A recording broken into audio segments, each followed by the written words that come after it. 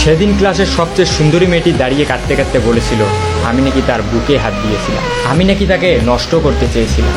সেদিন সবাই আমার দিকে ঘৃণা নিয়ে তাকিয়েছিল। ক্লাসের প্রায় 80 জন ছাত্রছাত্রী সবাই আমাকে খারাপ ভেবেছিল। সবাই মেয়েটির কান্না ভেজা কণ্ঠ বিশ্বাস করেছিল। আমার সবচেয়ে কাছের বন্ধুটাও আমার থেকে দূরে চলে গিয়েছিল। আমার সবচেয়ে প্রিয় শিক্ষকটাও আমার গালে চর মেরে বলেছিল তোমাকে সবচেয়ে ভালো ছাত্র ভাবতাম, তবে তুমি আজকে যে কাজটি করেছো তার জন্য তোমার উপর থেকে আমার সমস্ত ভালোবাসা শেষ হয়ে গিয়ে। যে নিজেকে একজন ভালো মানুষ হিসেবে প্রতিষ্ঠিত করতে পারে না, সে যত ভালোই ছাত্র হোক না কেন, কোনো লাভ নেই।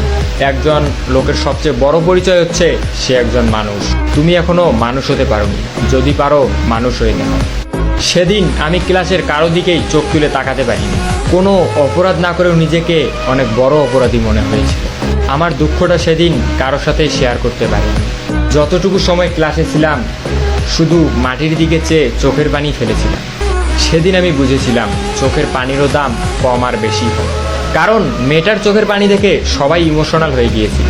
আমি সত্যিই মেয়েটার সাথে এসব কিছু করেছি কিনা এসব কেউ ভাবেও নি, চিন্তাও করেনি। সবাই মেয়েটার চোখের পানি দেখে তার সব কথাই বিশ্বাস করে নিয়েছে।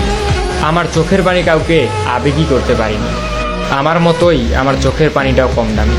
আমি সেদিন ক্লাস থেকে চলে আসার সময় আবার ওই মেয়েটির সাথে কথা বলি, যে সবার সামনে আমাকে খারাপ বানিয়ে দিয়েছে। তার কাছে গিয়ে বলি তুমি এমনটা না করলেও পারতে। তুমি হয়তো ভেবেছিলে এমনটা করার পর আমি তোমার সম্পর্কে মানুষকে অন্য কিছু বলবো যা কেউ বিশ্বাস করবে না।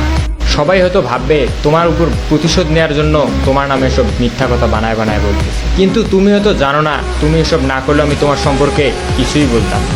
তবে ভয় পেও না, এখনও তোমার সম্পর্কে কাউকে কিছুই বলবো না। যে মানুষটা সবার সামনে আমাকে খারাপ বানিয়েছে আমি তাকে সবার সামনে খারাপ বানাতে চাই না।